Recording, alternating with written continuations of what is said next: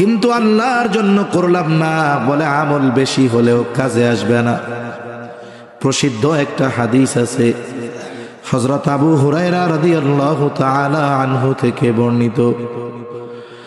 নবীজি সাল্লাল্লাহু আলাইহি ওয়াসাল্লাম বলেছেন, কিয়ামতের দিন সর্বপ্রথম 3 শ্রেণীর মানুষকে আল্লাহ তাআলা হিসাবের জন্য ডাকবে। এটা আমরা আমাদের সবার জন্য চিন্তার বিষয়।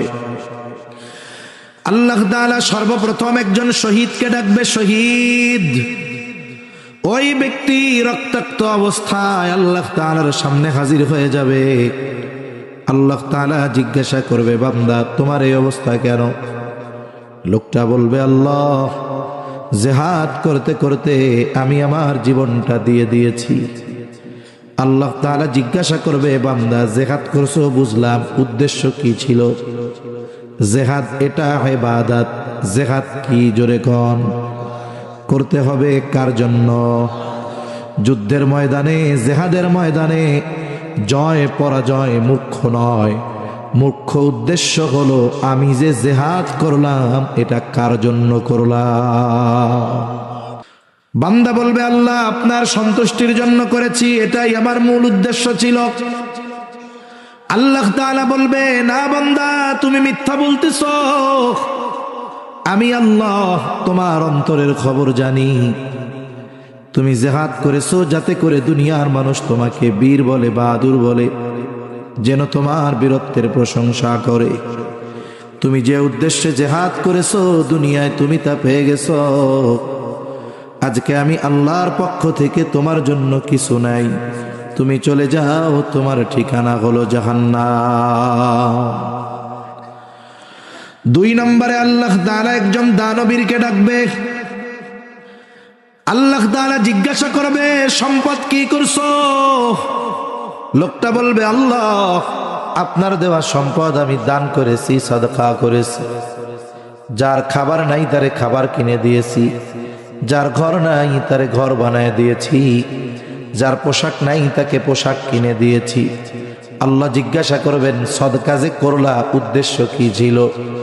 লোকটা বলবে, আল্লাহ উদ্দেশ্য ছিল আপনার সন্তুষ্টি। আল্লাহ বলবেন, না বান্দা, না না, তুমি মিথ্যা বলতেছো। আমি আল্লাহ তোমার অন্তরের খবর জানি।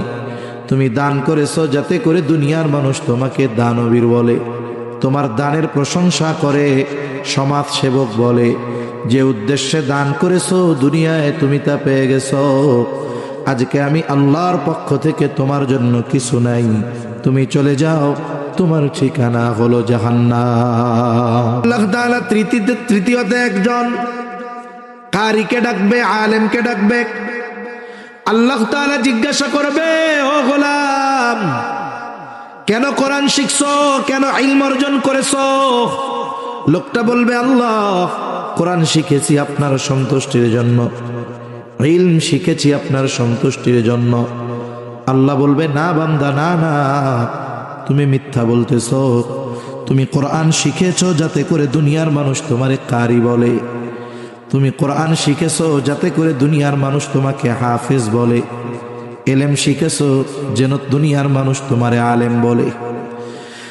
আমরা তো চিন্তা করি আমি আলেম হয়েছি, মানুষ যেন আমারে আলেম বলে, সম্মান করে, বড় বক্তা বলে, ওয়াইজ বলে, আমার বলার প্রশংসা করে যে হুজুর কত সুন্দর ওয়াজ করেছে। আমিও চিন্তা করি যত সুন্দরভাবে মানুষকে খুশি করা যায়। এই জন্য অনেক সময় আমরা চিন্তা করি ওয়াজ করলাম মানুষ খুশি হইল কিনা, আল্লাহর খুশির চিন্তা করি না।